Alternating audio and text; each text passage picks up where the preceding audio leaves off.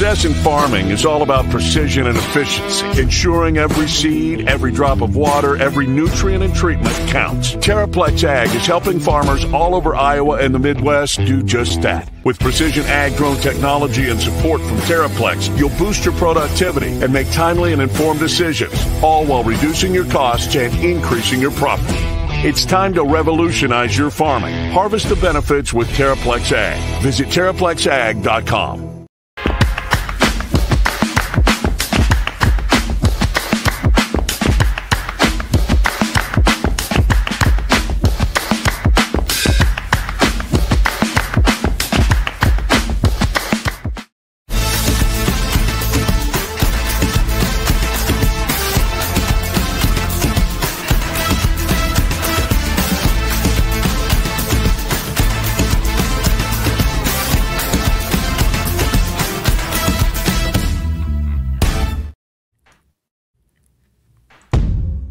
Chris Williams, Brent Blum. From the Northwest Bank Studios, it's Williams and Blum, presented by Mechdyne on the Cyclone Fanatic Podcast Network.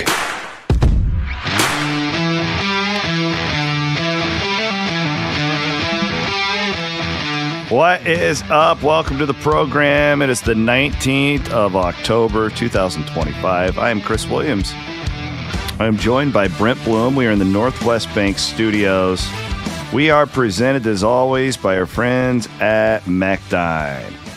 That is spelled MechdYne. Go to their job board at mechdyne.com. They love hiring Iowa Staters. They're just great people. We have so many listeners who have applied for a job, many who have gotten jobs there.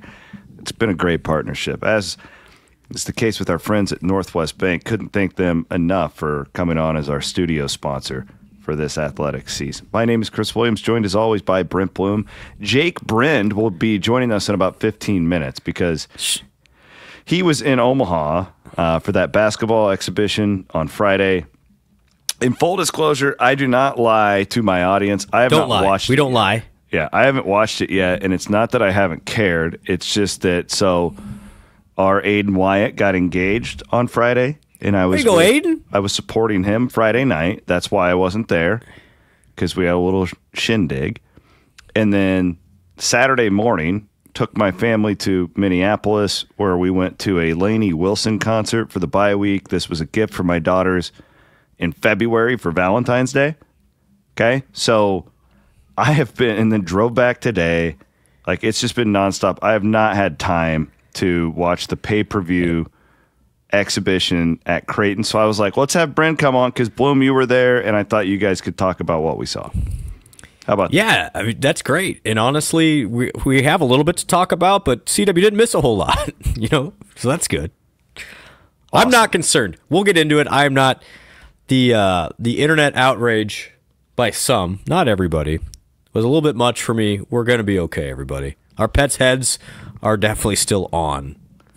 Well, that's great. Well, yes. The pets' heads were falling off around the Big 12 conference. They were. That's the fact. And really all of college football this weekend. It was just carnage.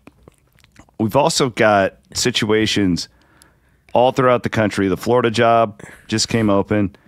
As of this moment, the Florida State job is not open, but I think it probably will. Colorado State came open. We've got everybody's getting fired.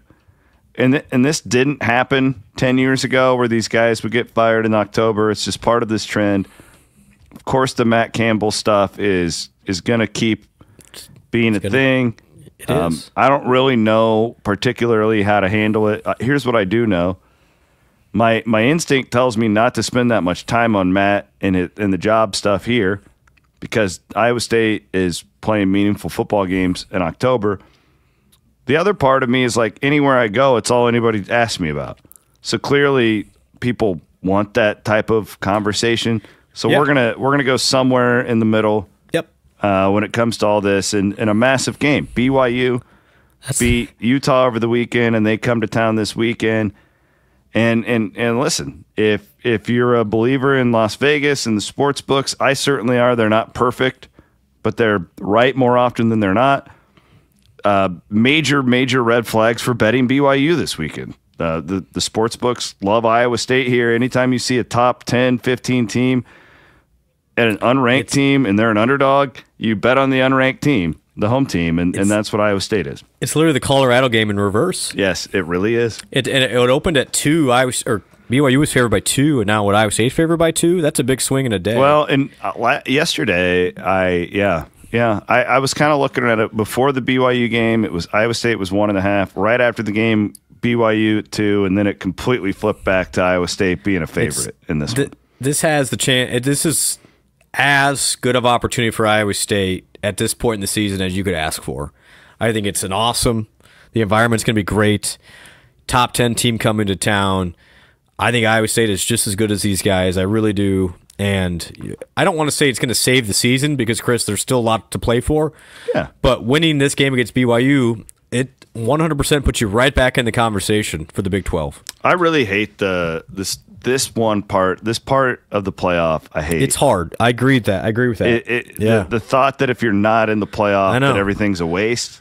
I just, and this is the old school part of me, I guess, where I remember the days where it's like, man, let's get to that Independence Bowl. Yeah. Right now, I like where Iowa State football is now a lot better than I did then.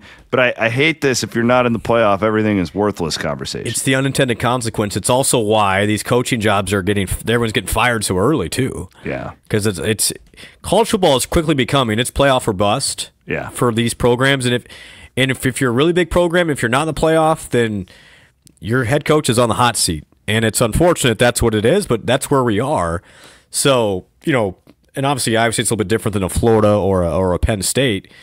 It's just a great opportunity. I'm excited for this group of players that they have the chance. Again, it's not a redemption deal because this game is going to matter either way, but it's nice to have an opportunity to have a top 10 team come into your house, afternoon game on national television, where Iowa State, has been really good in this spot. I mean, it reminds me a lot, Cita, of what was that TCU game in 17, West Virginia game in 18. You can go down the line. Iowa State's played in several of these, Texas in 21, and Iowa State generally performs pretty well. So excited for this group to have this opportunity. Win this against BYU, you're back on the national stage for one, but then you're right back in the thick of the Big 12 race. And, actually Texas Tech losing really threw some stuff for a loop here because now Arizona State's back in there. Well, and it's just a big old cluster F right now. Tech, I think, I thought they would go undefeated the way they had been playing. They were rolling. They got the quarterback thing caught up to them. It did on Saturday, and and Arizona State's good, right? Like they didn't just go and lose to Colorado, right? Like that was a pretty good Arizona State team. They got their quarterback back, sold out crowd, defending champs, up and coming coach. He's probably a guy we should look at with some of these jobs too, but we'll get to that later absolutely. On. Absolutely. It's not just our guy who's in the thick of this. But Tech now, like they've lost their margin for error. They still have to go to Kansas State. Like there are some tricky spots for them. So it's no longer just a shoe-in, I guess, especially if Morton's gotten hurt in like every game he's played in, it feels like. This is a trend for him at this point. Yeah. And Hammond was I give Dillingham and Arizona State a lot of credit, and actually their fan base. Great point by UC-Dub. That was a great atmosphere yesterday. Awesome. Yeah. And Levitt, they didn't. It wasn't pretty, but they had to grind there, especially at the end. I thought Tech was going to come back and steal it, and then Arizona State got it late, and good for them. It makes this race really interesting. By and large, though, as far as the two teams in the playoff thing, it makes it not as great. But the last 5 weeks of this conference are just going to be insane because you can look at almost every single game. Just look at the games this weekend. It's like, oh, this will have ramifications one way or another. So it's going to be a sprint to the finish. And I guess in that regard, it makes the regular season interesting from that aspect, even if the bowls aren't as much. Well, we're going to get to all that in the Wiffles Hybrids Big 12 segment. Now, catch me up because I was in a car all day. I think I'm pretty well prepared on this. So Florida opened. Yes. Colorado State opened, so Norvell got canned. Former Iowa State coach Jay Norvell. And then like Mauser's being mentioned. Mauser got mentioned because in the Colorado State Open. I mean, this is the thing. It's like Matt's going to be the focus, but you start looking at Iowa State's support staff and even former support staff. And Iowa State's got a reputation now of developing really good players. You guys can say whatever you want about the last 2 weeks in the offense. Like, Mauser's going to be interviewed for head coaching jobs. Like, absolutely. I promise you. Like, we're not making it up. You can say whatever you want about the offensive performance in those games. I don't care. I'm telling you, he's going to get looked. I'm circling Colorado State right now for him. I mean, not from Taylor. I haven't talked to Taylor about it, but it makes sense. He's from that area. He's from the West, and Mauser's an up-and-comer. He really is. So, yeah, you can say what you want, but this is the thing. It's not just Matt, and this is why it's going to be an interesting, I think, C-Dub, and we can get into it, whether here or, after we talk about the basketball game. I think the next 5 to 6 weeks for Iowa State football we're going to be telling over the next 10 years for Iowa State football. We need to buckle up. Yeah. And, listen, I'm not being like a doomsday. Like, I think I actually think that if you had to put odds on it, it'd be that Matt would come back just based on what he's done in the past. But it is like, there's never going to be you look around, we're at the Wisconsin. Crossroads. Yeah. You got this Michigan Regent fighting private equity. Like, this is.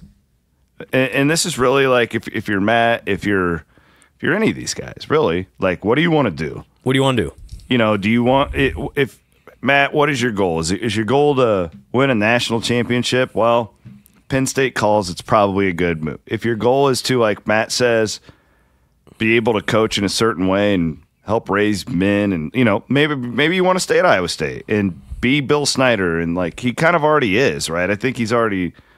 He's proven all that. 10 years is a long time. Correct. So, but here's where I want to go just real quick, and we'll get into it because then I want to bring Jake on here.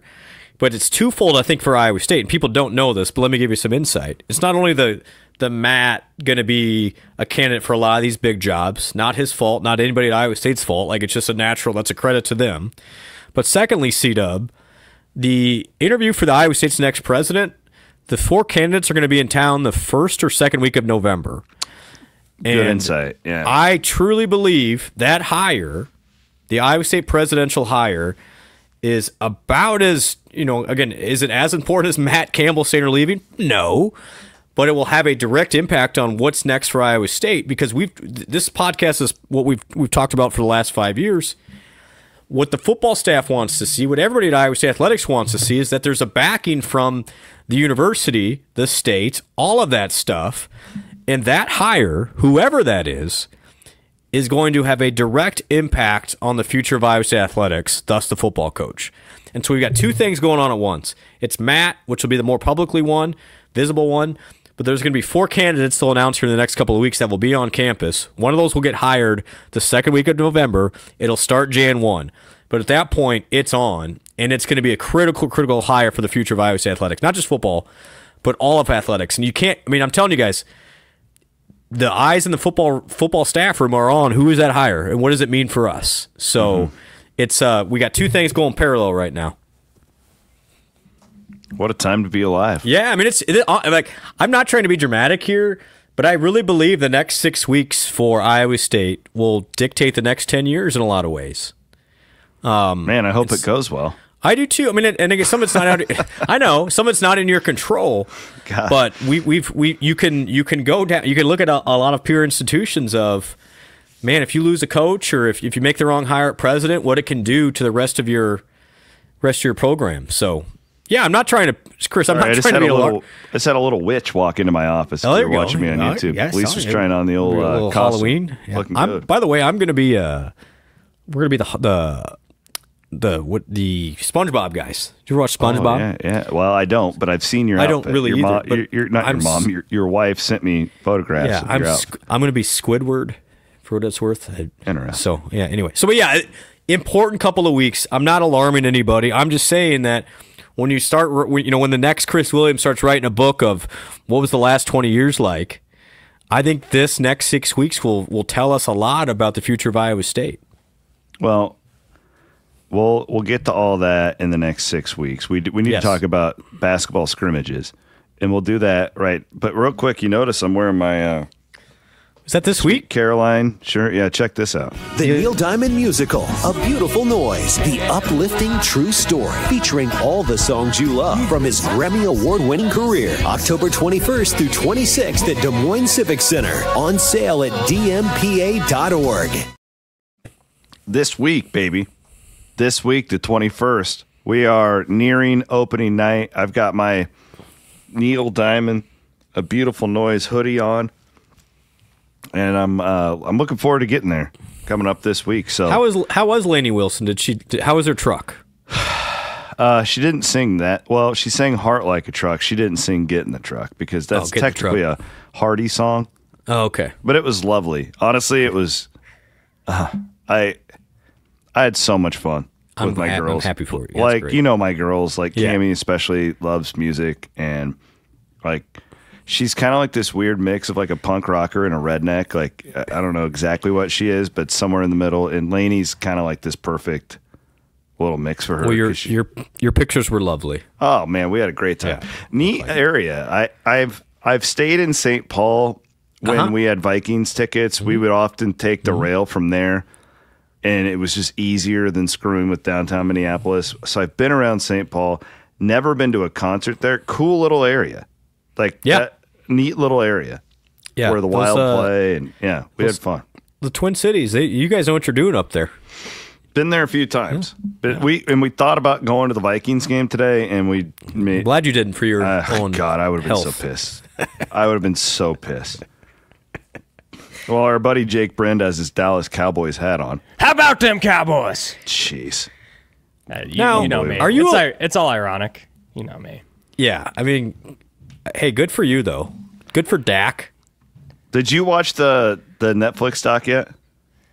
I haven't seen it. So I was watching it. I watched the first 2 episodes, and then the Micah Parsons trade happened, and I said, nope, I'm done. I'm not watching anything that glorifies Jerry Jones. I'm telling you. Sad old man. Both of you guys, it's one of the best sports docs that I've encountered. I know. It was really good the first 2 episodes. I'll come around to it eventually. I'm still a little sore. It gets better. Like there's this whole I don't Jake, you weren't even around really, but like Bloom, there was so much that happened there. Oh my gosh, the Johnson. 90s were crazy. Yeah. Well, I mean, I always knew the surface stuff like, Jimmy Johnson left. He was fired for what and they got this Switzer guy. I didn't know any of the background. Like how petty all that had gotten. I need to dive in. It's really, really good. And then there was the old Big 8 where Jimmy Johnson was at Oklahoma State and Switzer was at Oklahoma. It's just a really good sports doc. I really, really enjoy it. Speaking of Netflix, isn't Tyrese on there now? Or Hilton Coliseum is on there? Yeah. The new NBA doc? The starting 5 doc is out. I haven't caught that yet, but I've seen a lot of clips from it. I've seen a lot of frames. I'm not letting you guys turn this into an NBA show. Oh, well, you stopped us before we could even get there. Tuesday night, baby. Opening night. We'll sit down before then, Bloom. We'll just okay, perfect. I have access to do this stuff on my own. We'll cut out. You are sick. We'll cut out the middleman. Brend's Nuggets, I think, definite title contender. Okay, Curtis Jones' guys, Nuggets. we have to look after the audience. Okay, Tyrese isn't playing. Kurt Jones, NBA Finals. NBA Finals minutes. All right, so again, I don't lie to my audience. I have not watched a minute from this exhibition at Creighton. Yeah. I did tweet this out on Saturday morning. I'm kind of glad the Cyclones went 0-14 from 3. Get that shit out of the way. Like, right? What was Milan? Oh, gosh. 4 of 21. Okay, like 4 of 21 from the field. So I tweeted that out, and a bunch of wise responses came in, and a lot of people maybe it's a valid point. Like maybe a lot of the experts on Twitter feel very concerned about Iowa State's outside shooting this year. But my whole thing is maybe it's not as good as last year. I don't know, but you don't have Lipsy, and Milan's not doing that every game. No, he forgot to shoot over the offseason. Right? He hasn't been working on his shot either. Well, all he's been doing is UFC fighting. I mean, I think Jefferson's gonna make some three. Like they didn't just they don't just suck all of a sudden. So I really am not that way. Creighton's good. This is exactly why you play this game, right? So you guys take it from here. Because again, I didn't watch a minute. I just know they ain't going 0-14 from 3 very often. So the word that I couldn't get out of my head was hesitant.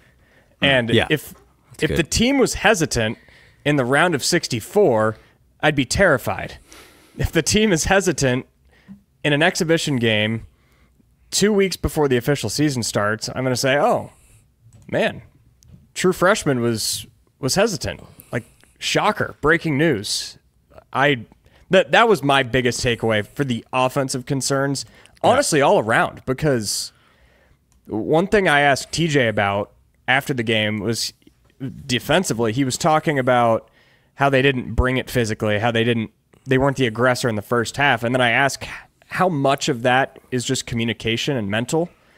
And it's a lot. They were a step slow mentally, I think, on both sides of the ball. And it seemed like they figured that out in the second half. So I didn't leave terribly concerned.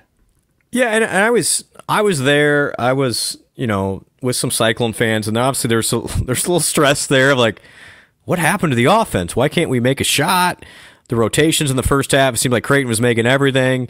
And I get, particularly after the last 2 football games, why there's kind of the old Iowa State of, oh my gosh, we could use some good news type of thing.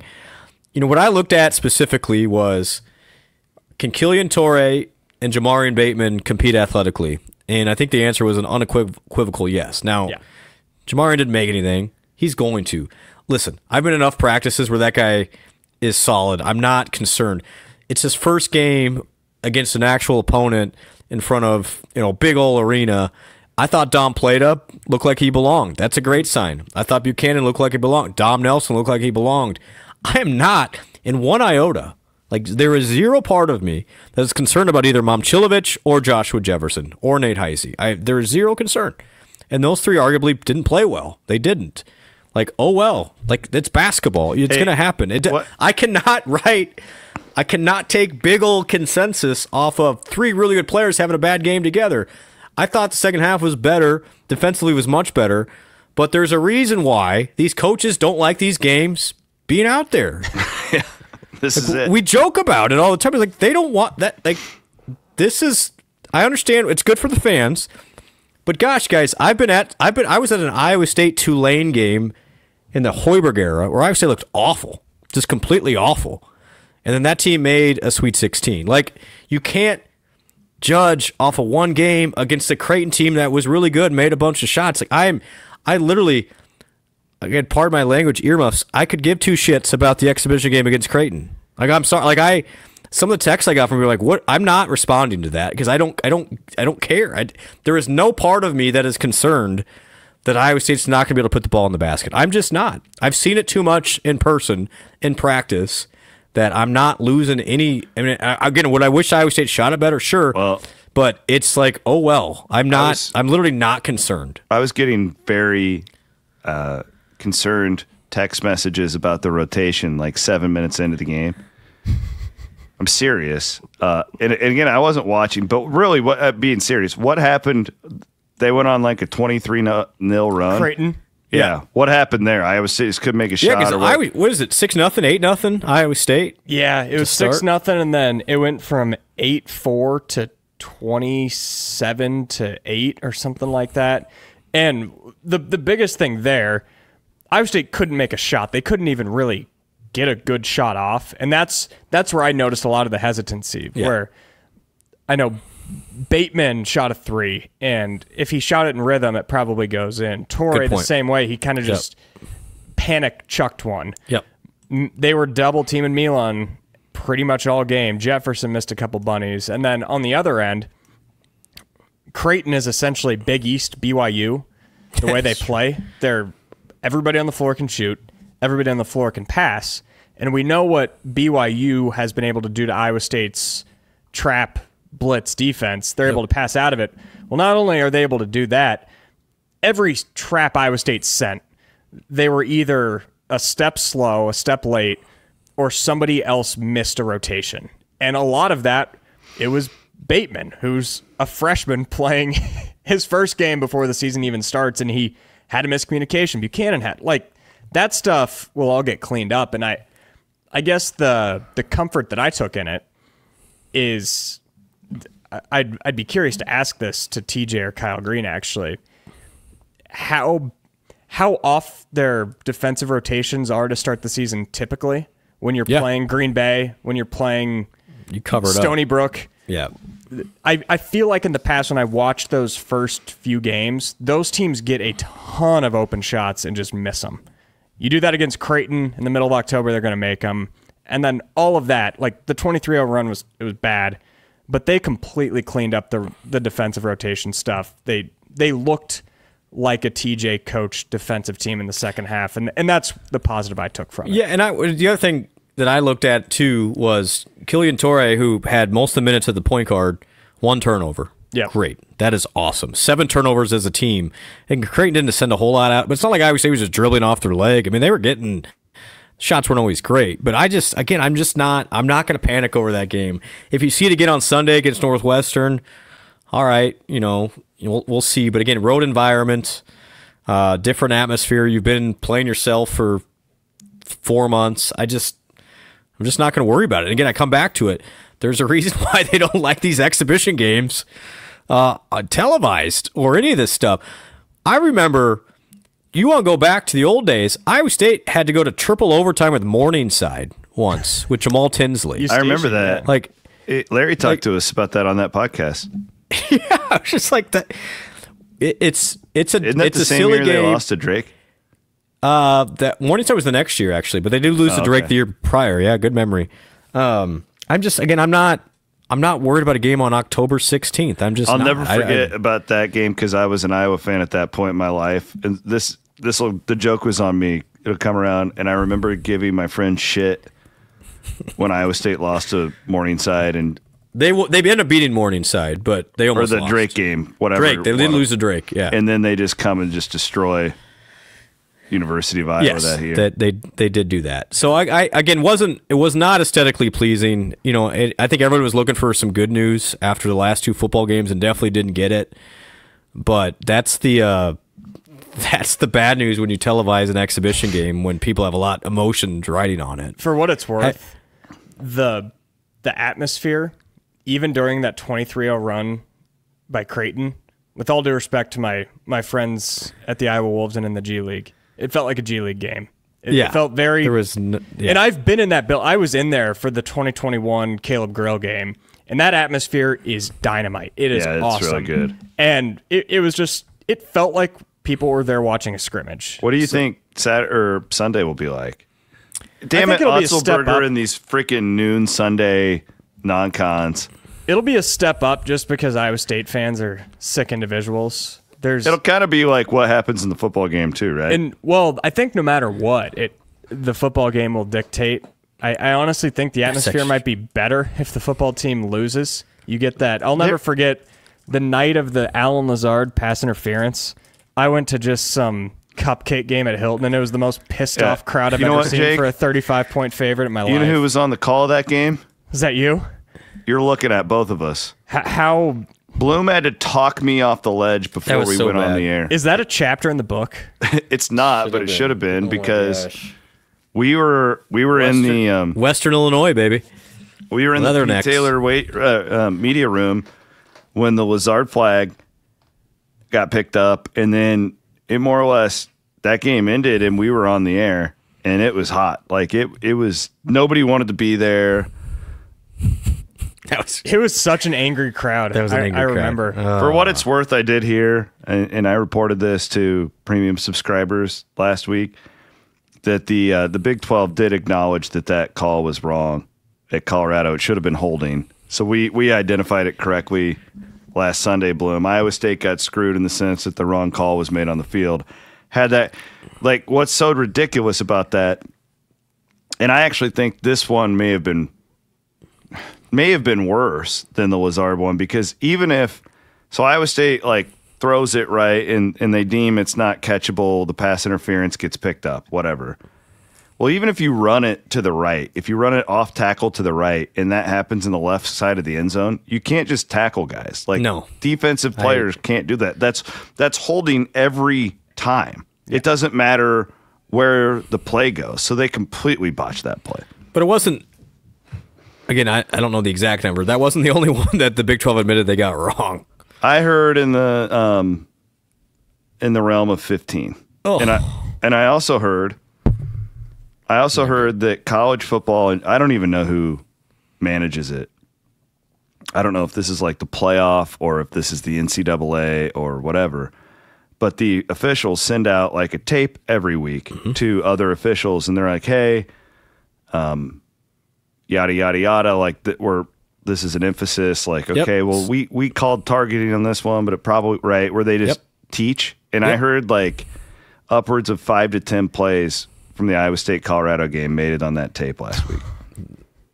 That doesn't make me feel a lot better, but I'd forgotten about that game. We're due. BYU, it's coming for you, BYU. So flip the script. Yeah, again, it was not a great effort. Wrap up the basketball. Yeah, real quick. Football. It was not a great effort. I've seen this Iowa State team enough in person to know that I'm not worried about. There's some stuff online. It's like, oh man, will Momcilovic take that next step, or why? He's gonna be fine. Like, he's gonna be okay. He didn't make a three, but he had a couple really nice finishes in the second half. A couple really nice passes. Jefferson also. I agree with that. The one thing I noticed, again, it can be double-edged, because if Iowa State goes out there and wins by 10 or even loses by 3, I'm just sitting on here laughing about what happened to the team out east in St. Louis. Yeah, for sure. Hey, listen, I'll eat crow for that, man. Like, I made fun of him last week. But at the same time, as much as you can't take negatives, it's also hard to take positives. But what I noticed was when Iowa State got stops in the second half, Joshua Jefferson double-double. Whenever he grabbed the rebound and ran, it seems like Iowa State scored every single time. That's a great point. And TJ talked about that on Media Day, that what they want Jefferson to do is punish the defense by grabbing rebounds and running.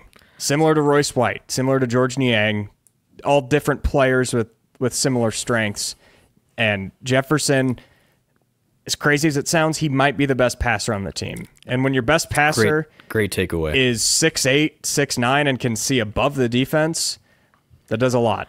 Not to go back to the NBA, I watched the best player in the world be the best passer in the world, and he's taller than everybody. It helps, and that's an advantage that I think the more and more comfortable Jefferson gets with double teams, I think that will help the offense as well. That was my takeaway too, Jay, because this guy's going to be a problem all year for everybody. He was pushing it. They gave him the keys, which was cool. I thought that was great. My other positive takeaway was I thought the Jefferson-Buchanan combo is going to be really good. Mm-hmm. And I really like how those two move together. You throw Milan in there too.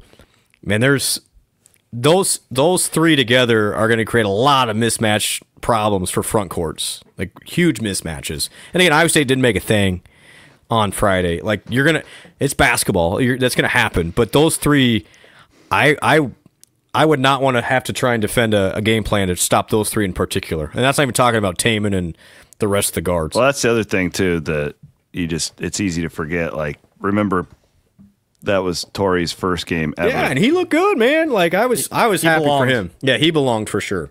All right, I'm going to get out of here, or else we'll talk basketball for 3 hours. Get out of here, Jakey. Thank you for your time. If you let me talk basketball for 3 hours, I'd do it. Well, I know. It's just got to get me off this leash.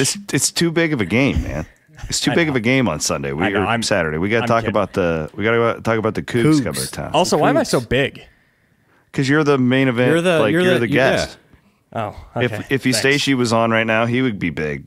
Jake Brend. Don't throw me in that category. All right, get the hell out of here. See you, buddy. Take care. See you guys. See you in the morning. Jake Brend did a great job. Man, he's been such a great part of our team. Yeah. Made our coverage so much better. We appreciate him. Same with the guys, over at the McFarland Clinic, Doctors Greenwald and Warmy. They've been a little too busy for me this year. A little too busy for my taking, but they do a great job with the Cyclones. And they can do a great job with you, too. Weekend Warriors, I've been to them with my shoulder. They do an awesome job up at the McFarland Clinic in Ames. Shout out to Kelderman Manufacturing as well. Mark Steck, Jeff Kelderman, all that crew down there in Oskaloosa. They are the presenting sponsor of the Beat Reporters, which you can hear every Thursday here on the Cyclone Fanatic Podcast Network. Those guys do an incredible job. I also want to remind everybody to go to the Cyclone Fanatic shop, cyclonefanaticshop.com. Well, and I'm going to tell you about something. Okay, I'm in. This is the first time we're promoting it, okay? So we have acquired. Have you seen my Cyclone boom box? My bump box? I have seen that. Yeah. We have like 100 of those. Oh? And they are incredible. They are, and we can sell them now. They are the only ones in the world. There's never going to be any of them made again. If you go to cyclonefanaticshop.com, this is the perfect Christmas gift for like an absolute freaking nutty fanatic. You guys have got to check these things out. We'll put out some tweets and stuff too. But these things are incredible. They're like these badass Bluetooth. They're bump boxes is what they're called. They're really big deal. Like I've used mine when I've been at like a NASCAR race, like tailgating. You can still like the power is incredible. It's got like a microphone that comes with it, and it is officially licensed. Got Cyclones. You get the logo all over it. Really awesome. So check that out. A little heads up. Again, we'll see. The game time will come out I think tomorrow, but keep an eye on that Arizona State Iowa State game. Why? See the color I'm wearing on my head right now? Yeah, it's black. Blackout? Just make sure you have your black inventory potentially. Blackout? It's not done. It's not a done deal yet. It's going to depend a little bit on the game time. But just FYI. Well, that has to be like a night game, right? Well, that's what we're waiting on. God, I want an 11 a.m. kick. Lure them to sleep. But you can't have a blackout for an 11 a.m. kick. Well, I don't care. I want to win. I don't give a shit about the wardrobe. Well, I just want to win. And a 9 a.m. kick for Arizona State would be great. These, arguably, C-Dub, back to football, this is two of the bigger back-to-back weeks Iowa State's had in a while for home games. Well, I mean, you just said the next 5 weeks are going to dictate the next 10 years. I know. I mean, I'm not less of a win-loss thing, more of a dynamics outside of the football field way. I know. I'm just giving you crap. I know. But it's going to be fun. This is great. I mean, huge games. 2 top 25 teams. Huge games. And in your house. So let me give you my read on the game. And then we'll do our Whipple's Hybrids Big 12 segment. We'll guess the point spreads, and we'll get out of here. My read on this game is this. I believe the offense will bounce back in a big way. I think there'll be a much crisp, like coming home will be great. I think Rocco especially needed that time off. Carson Hansen will be back. We'll wait and see on Conradi. No, I don't know anything. I'd say questionable right now. I mean, it feels 50-50. Yep. Chase Smith won't be out, right? Boy, I doubt it. It seemed more like of a minor issue. We're going to have a kicker. There'll be a kicker. Okay. I really do. I trust the offense to bounce back in a big way against a really good BYU team. The rush defense kind of scares the shit out of me in this game. Pardon my French. Running quarterback, good running back, physical team. I remember Paul Rhodes told me one time, and I don't know if this is still the case in the NIL years, but this is just funny to me because this is when like the missile crisis was first starting. And I was at like the Yankee Clipper. Paul was there. Or something. There's a quality Ankeny establishment. That's vintage Rhodes.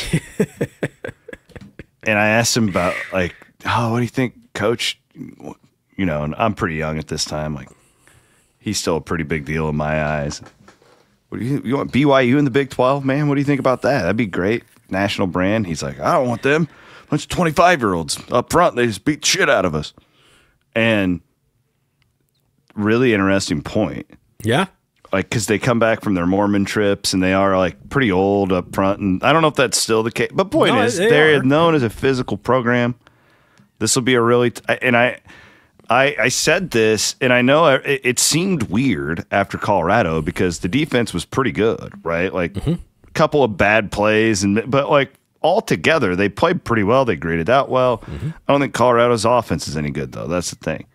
I think BYU's a lot better than them, and I still, despite the offense's issues, I still trust them more going into this game. I 100% agree than with I do Iowa State's defense. So like I don't know. Like I was all over, that game at Cincinnati. Like it was one of my locks of the universe was the over in that game, and it comfortably hit. And this kind of feels like this might go over to me. I don't even know what the number is. We'll get to it and guess the point spreads. But that's my initial scout on this game, Brent, is that I think Iowa State's offense gets back to going in a big way. I am still concerned about the defense, specifically up front. This is a very potent BYU attack on the ground that Iowa State's going to be forced to reckon with. Absolutely. I mean, I think this is a game you're glad you have a bye week in between because you got to get healthy. I like when you're getting them too off the Holy War. And you're getting them off the really physical game with Utah, and they got to travel, a time zone east for a mid-afternoon game. I think the setup is really good for Iowa State, but these guys are playing with a lot of confidence. If you look just at the pure numbers, C-Dub, they run the ball and they stop the run. That's what BYU does. They're really good at it, and even Utah, who we know is good at both those things. BYU's able to move them a little bit. And BYU's got impressive lines on both sides. Linebackers are really good. So I agree with you. I do trust this offense, Cito, but I think you're going to have to hit them a couple of times over the top to loosen them up. I'm glad Rocco got a week off. That guy has just needed a week off just for everything going on with the physical hits he's taken, the mental stuff of just trying to keep this thing afloat. I just think the setup's really good. And you're going to get a top 10 BYU team coming to your house. There's a reason Iowa State's going to be a slide favorite. It's going to take everything you got. But also, Iowa State came into this year wanting games like this. They're not afraid of this game. This is why this is a game you come to Iowa State to play. To win a game like this, it could be a sellout again. And I think Iowa State matches up really well. I'm excited for it. I really am. Iowa State's got to play well. You play a C game like Iowa State did against Cincinnati and Colorado, you're going to lose, probably by double figures. But if Iowa State plays like it did in the first three quarters against Arizona, there's not anything saying Iowa State can't win by a touchdown. And that's what I expect to see from this group on Saturday. BYU just keeps winning, too. They're really grinders. 2 years in a row, man, where you kind of feel like, they're going to run out of gas at some point, and they just find ways to win. They did it again in the Holy War. And they haven't beaten themselves. I mean, this is a team that, you talk about the margins. This team takes care of the ball, which is really impressive considering they got a true freshman quarterback, but he hasn't really made a mistake yet. And that's where, has he seen something like the Haycock defense? I'm not sure. I think it's on Iowa State. Number one, though, CW, you nailed it at the start. If BYU can run the ball, then it's not going to do anything else. That's all they want to do. They want to get Martin the ball. They want to get Bachmeier the ball and just run it. And if they're able to do that and you can't stop them, then it's not going to matter what Bachmeier does. And the thing with BYU is they are a big old time of possession team. Mm-hmm. I think they're top 15 nationally in time of possession. They're going to want to suck the clock. I mean, this is almost like Bill Snyder style for what they're going to try and want to do. Good point. And keep the ball away from Iowa State. That's why that is my concern. Yes, I trust the offense. I really do. I think the offense against a good BYU defense will be able to move it. Can you punch it in? Red zone issues, still a thing for Iowa State. Get better at that. Hopefully a week help there. And then if Iowa State can't stop the run, it's not going to matter. No matter what you do, no matter what special teams, quarterback play, any of it, if Iowa State can't stop the run, this game comes down to that first and foremost. And I firmly anticipate a healthy Dom Orange and then Iowa State defense to really try and shut that down. In a lot of ways, C-Dub, I say this with respect to everybody, it's a lot like playing Iowa. It is. Like, you got to stop that first. If you can't stop the run game, the quarterback run included, then nothing else matters in this game. All right, let's transition into our Wiffles Hybrids Big 12 segment. Every year, you have a choice. One that says staying independent and family-owned means something on your farm. So plant your independence. Plant Wiffles. All right, wild week. So we mentioned BYU winning the Holy War, 24-21. The Arizona State Texas Tech game was freaking crazy too, and this came down to quarterback play. Really felt like, this Hammond, it really to the point where it really hasn't mattered who's played quarterback for them because they've just been so dominant. Well, they met their match this week. at Arizona State. Great atmosphere. Hammond goes 22 of 37 because they weren't they couldn't really effectively run the ball. Yep. They averaged 4 yards per carry, but that's even being gracious because Hammond had 47 of those yards. They could not run the ball. They put Hammond in passing situations. He couldn't beat them. Meanwhile, Arizona State gets Leavitt back, and they got Jordan Tyson, who was a baller yesterday. Absolutely, and Leavitt throws for 319 yards. That's. I mean, if I'm like literally, if you look at the Iowa State recipe against BYU, it's what Arizona State did. Make BYU throw the ball, and that's what I'm doing. If you can make Tech throw the ball, I know Hammond's really good. I know Morton's really good, but man, it just makes it so much easier to play defense. And then they don't control the line of scrimmage, and so it allows your other things to get going. That was a great recipe. Give a lot of credit to Dillingham there to have his guys ready physically for that game. And you could kind of see in that second quarter, it's like Tech almost went to itself and said, this should have been easier than it is right now. And they started forcing a little bit. Now they came on late, but I give a lot of credit to Arizona State for finding that last drive, and that's a big time win. That is a win for Arizona State that puts them right back in the middle of that Big 12 championship conversation. And CW, look at the odds now, and they're right there. Now, Tech is still the favorite to win the Big 12, but Arizona State's now second. Dillingham, let's talk about him real quick. His background, Florida State, he's a former offensive coordinator there, obviously a former offensive coordinator at Oregon, where he came from. That could be a call, right? Like do you leave?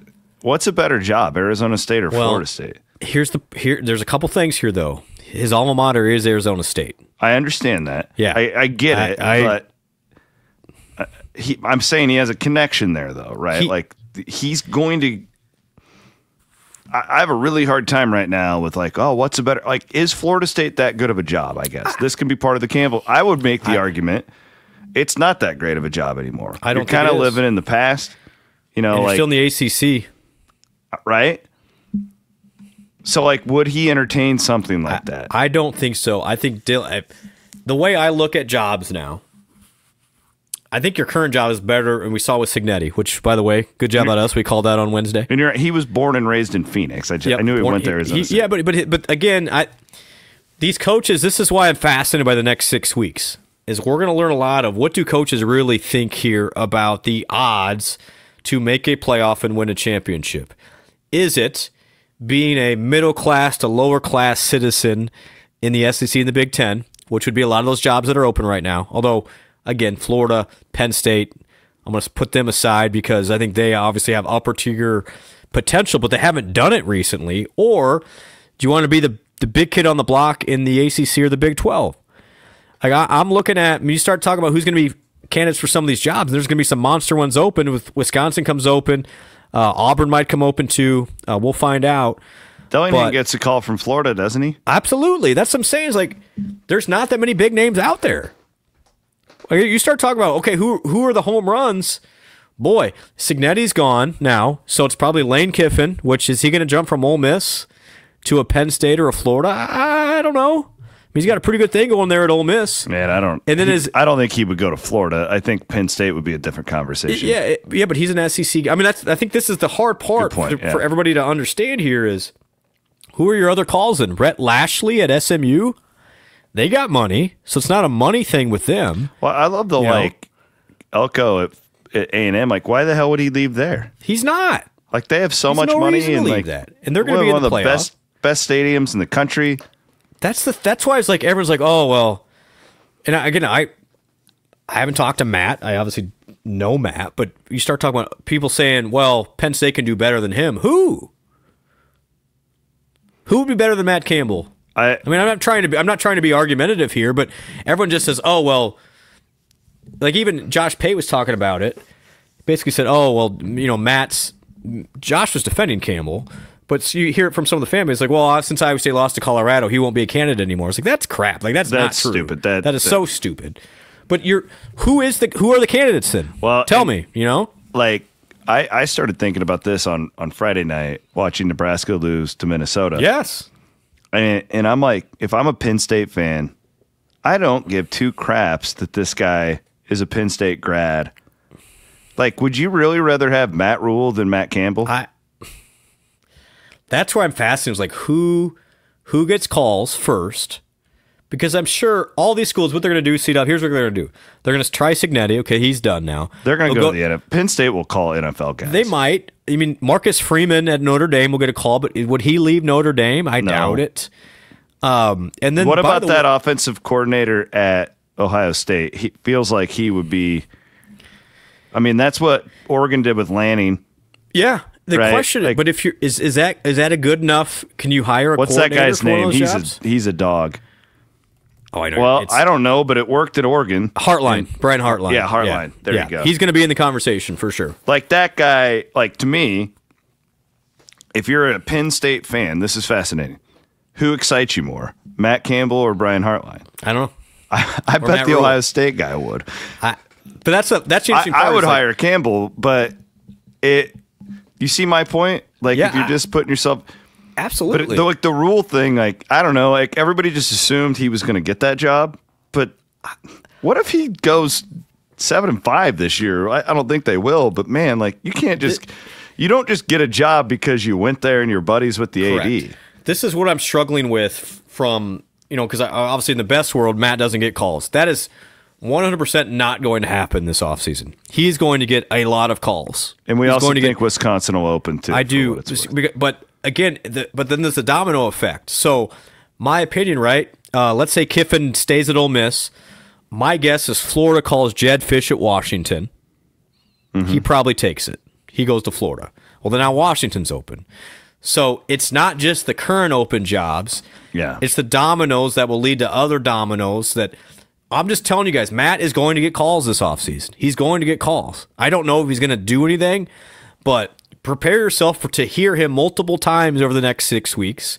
And that's why I'm like, my next thought is like, what can we do in advance to try and rally the troops, for lack of a better term, to make those things as least attractive as possible by showing Matt and the staff that obviously does want to play ball, does want to have the resources to match those. And, if it comes down to a money game, it's not money for Matt. Like, this is what I want to reiterate. It is not financially for Matt, like his salary. It's everything else. It's coaches. It's training staff. It's nutrition budget. It's travel. Dare I say, Chris, it's not playing a game at Arkansas State. Like, I'm not trying to be critical here, but these are the things that you have to think about. It's NIL compensation, and not just the budget from the school. It's what are you doing to give me NIL over the top of what everybody else is doing. These are the things that start to differentiate jobs from jobs. And that's why I'm saying I'm obviously in the middle of it. We have 5 weeks to prove to that staff of like, Iowa State wants to do all in to win at just the highest level as anybody else. And you don't, you hope it doesn't come down. But that's where I'm looking at. That's why I go back to the president situation.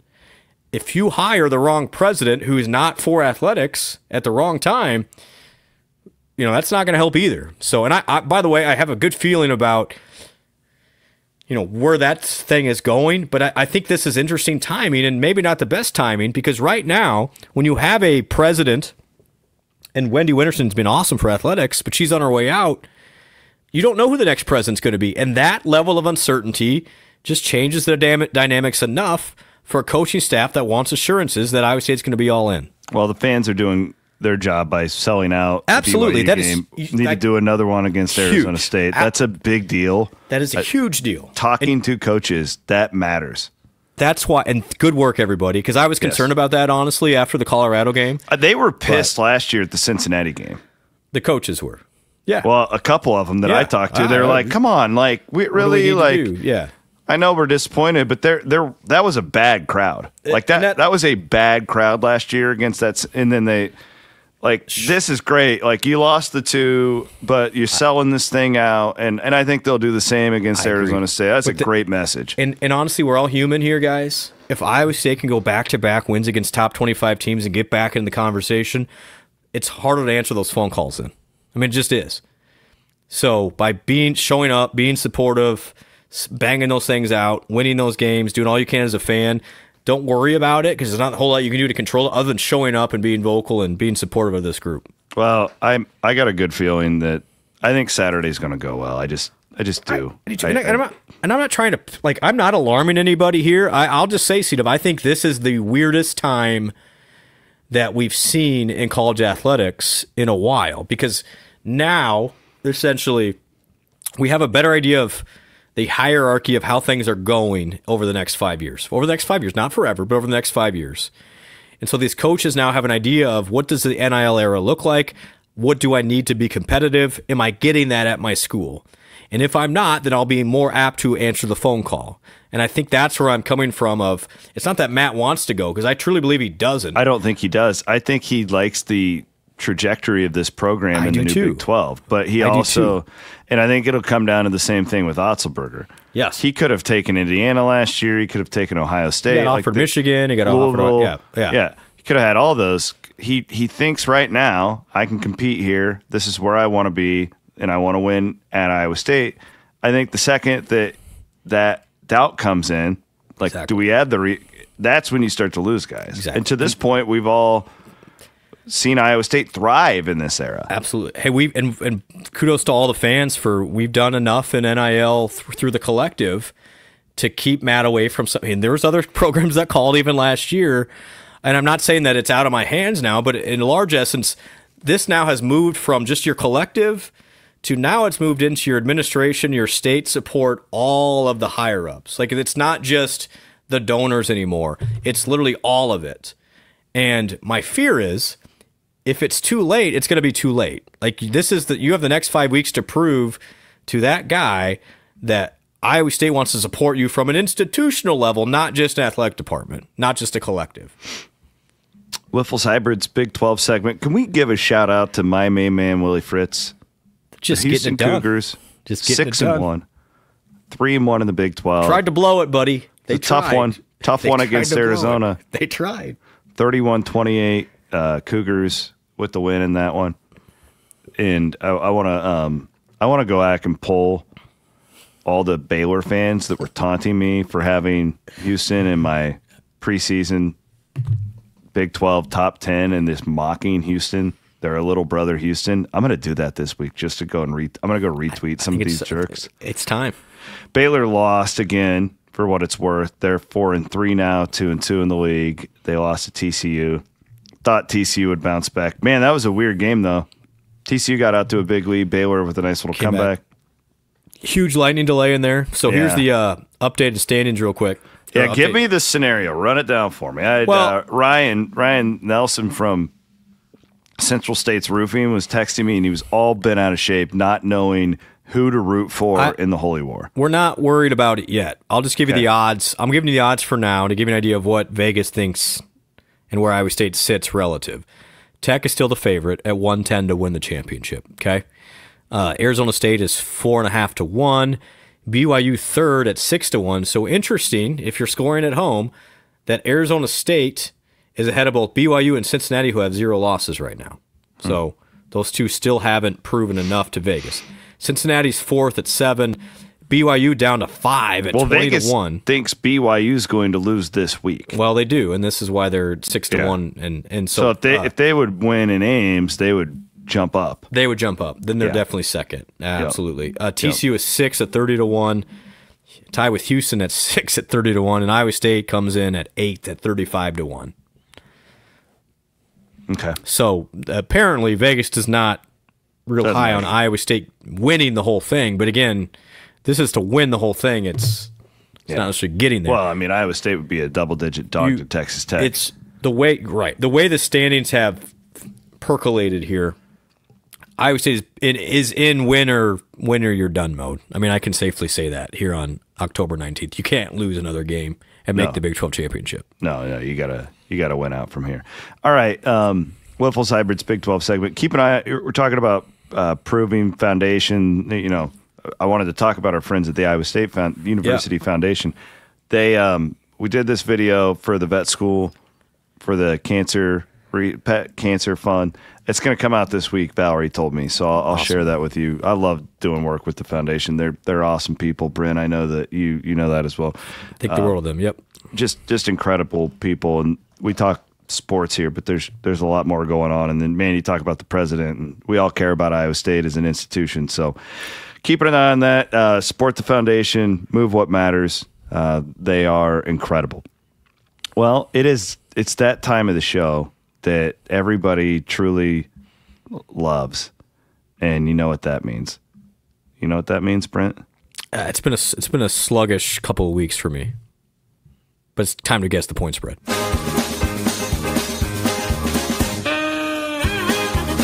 It's presented by WebWise. Go to trywebwise.com. Hey, my new book website is out. I just want to make sure it's up. Yes, it's up. Fanaticbook.com. That's a good URL, buddy. Fanaticbook.com. And you can get your pre-order. I would wait to pre-order, though, because we are going to give an option for autographed copies as well. So don't do it yet. Just wait till I tweet it out. But fanaticbook.com, and WebWise made that for me. And it took them like a day because they're really sharp and they don't rip you off like the... Look at that. What a cool-looking website right there. Oh, you're on right? it, huh? Yeah. Trywebwise.com. Check it out. Hold on. Let me get up my trusty Action Network app here because I haven't even looked at these. I've been traveling all day. I've just been hauling little girls around, country music concerts. It's been a hell of a weekend. Did Lainey sing the Laredo song? Oh, yeah. It's one of her big songs, man. Wizard of Oz. Kansas State at Kansas. A battle for the Sunflower State. K-State sneaking around a little bit. It's in Lawrence? In Lawrence. KU 4.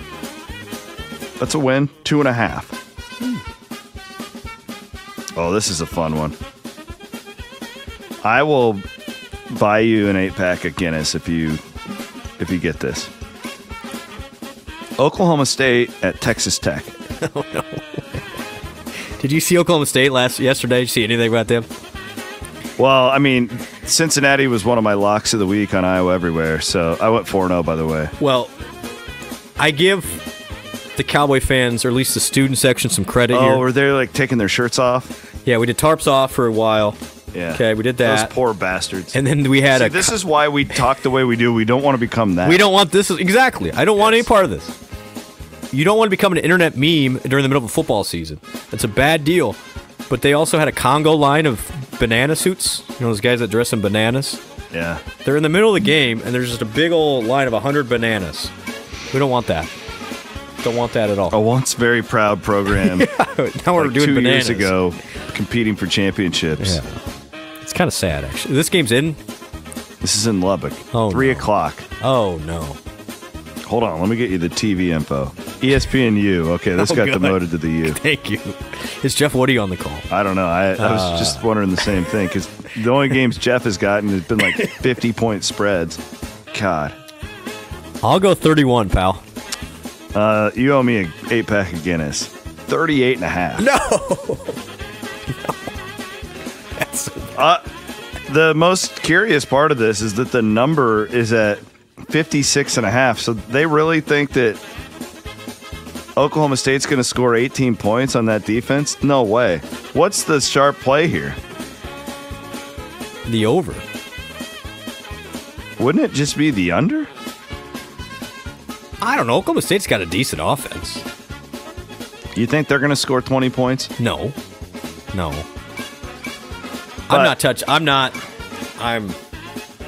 Nope. I'm a no. No. Blum's not taking any action on that one. Nope, I'm a zero. Well, your handicapping skills on it suck, so maybe that's a good idea. You would not have guessed 38. Let's be honest. Man, I was going high with 31. Well, and then good gosh, Tech's coming off of its first loss. That's a bad spot. Kind of feels like Oklahoma State may have blown its wad against Cincinnati. It still lost by 20. Here's a good one, maybe the game of the week other than ours. Baylor at Cincinnati. Oh. That Baylor team, I mean, they should be better. Cincinnati 6. Good play, 5.5. Texas Christian University is at West Virginia. It's TCU too. They're at West. What has West Virginia been the most boring Big 12 team of the year? Rich Rod. Do we even know what's going on there? Dude. They stink.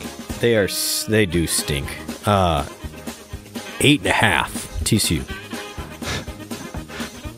14.5. Oh my gosh. B-Laz is going to send a text about that one. That's a big miss. That's a bad miss, B-Laz. I'm sorry, pal. This one gives me all the warm fuzzies. Houston. This is going to be a Williams and Blum trick-or-treat garage game. Houston at Arizona State.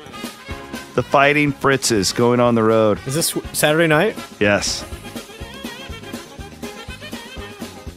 This will be your... ESPN 2. This isn't getting the love it deserves. This will be a great game. 9. Well done. 8.5. Yeah. I take the points. Well, I mean, Houston's against the spread is unbelievable. And now you fade Arizona State after the big win because everybody's on them. Yeah, I don't know. I'm not. It is sold out. I do know that. I will be entertained. The early money is on Houston for what it's worth. I agree with that. I do agree with that, but I'm not all in yet. Colorado is at Utah. This is your 9:15. Oh no. ESPN game. Man. 14. 14.5. Well done. Yeah.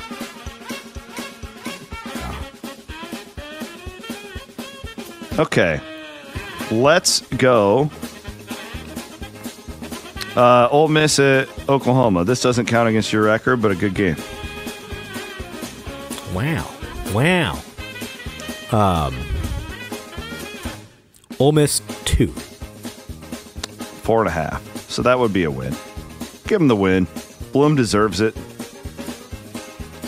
I'm looking for Tulane, and I'm looking for South Florida here. Gamecocks are hosting Bama. Let's talk about a disappointing year. South Carolina. Oof. Bama 15. Hold on, I scrolled past it. I didn't think you're at 13.5. That's a win. That's a win. Just for shits and giggles, Wisconsin is at Oregon. Apparently, by the way, they're really mad at their athletic director as well. Who is, Wisconsin? Yeah. They're just mad at everybody, aren't they? So that could be a two-way go for them. Already ain't taking another job. I don't think he is. I know that was the next question. No way. I don't think so either. Oh my. It's going to be less than Oklahoma State, but not by much. 34. 34.5. Yeah.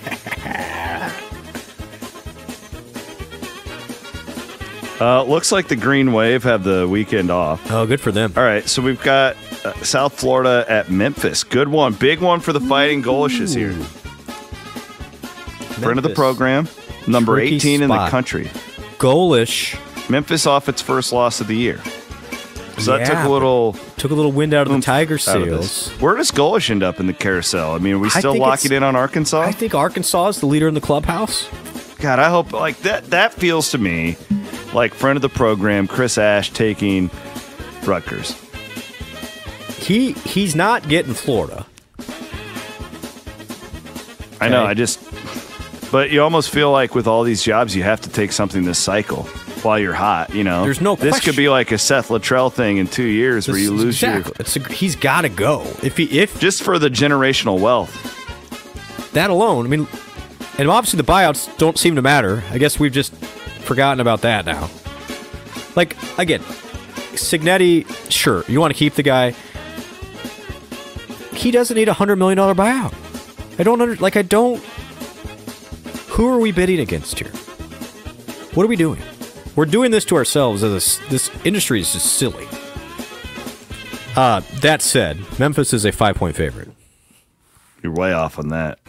The Fighting Golishes are 3.5-point favorites on the road. Is it in Memphis? Yeah. So that's Circle that one. Circle that one, Bert. That's a bad miss, but no. I'm just going to make sure I'm not missing any big top 25 games here.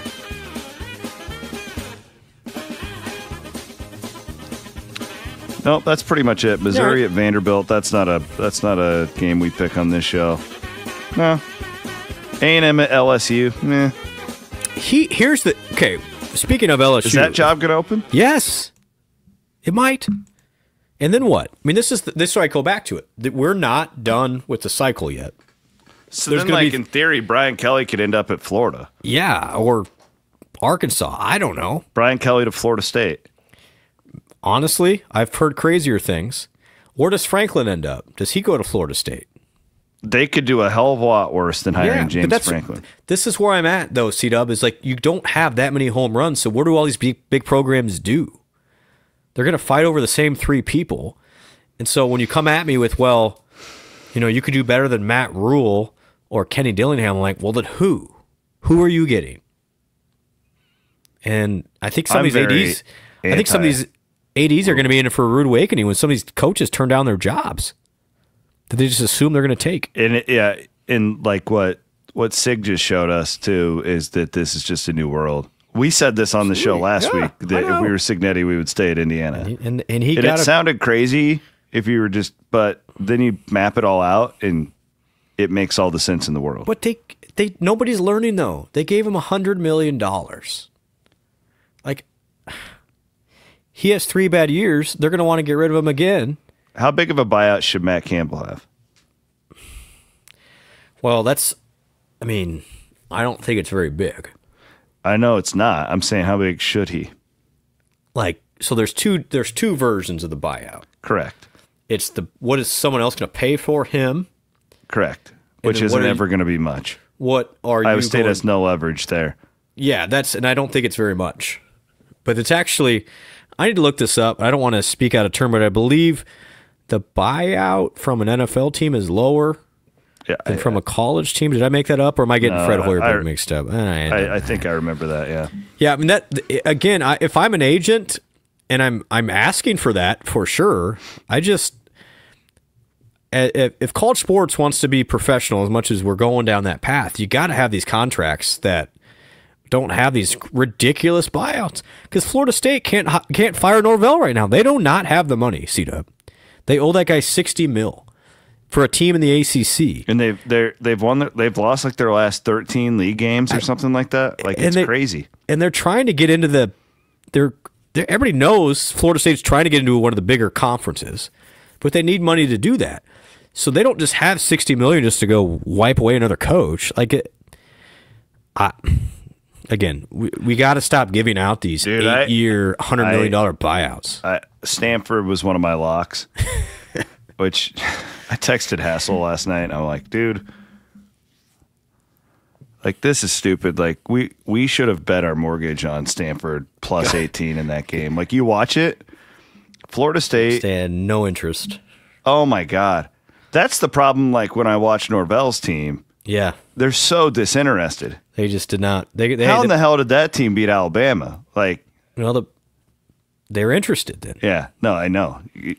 And by the way, the paycheck still clears for everybody. We'll wrap it up. We got a weird 6 weeks upcoming, everybody. What did old Johnny Carsons used to say? We got some weird, wild stuff. Weird, wild stuff coming. I'm telling you, it's going to... This isn't missile crisis craziness, but it's going to be... We're going to have a lot of dominoes that we're going to try to interpret here for you. Appreciate you, brother. Like a truck. Brent Blum. Like a truck. My name is Chris Williams. We will be back on Wednesday at 9 a.m. in the morning, live, as we always are. Getting you ready for Iowa State BYU. Spend a little time on the second basketball exhibition and more. Presented, as always, by Mechdyne in the Northwest Bank Studios. For Brent Blum, I'm Chris Williams. Have a great work week.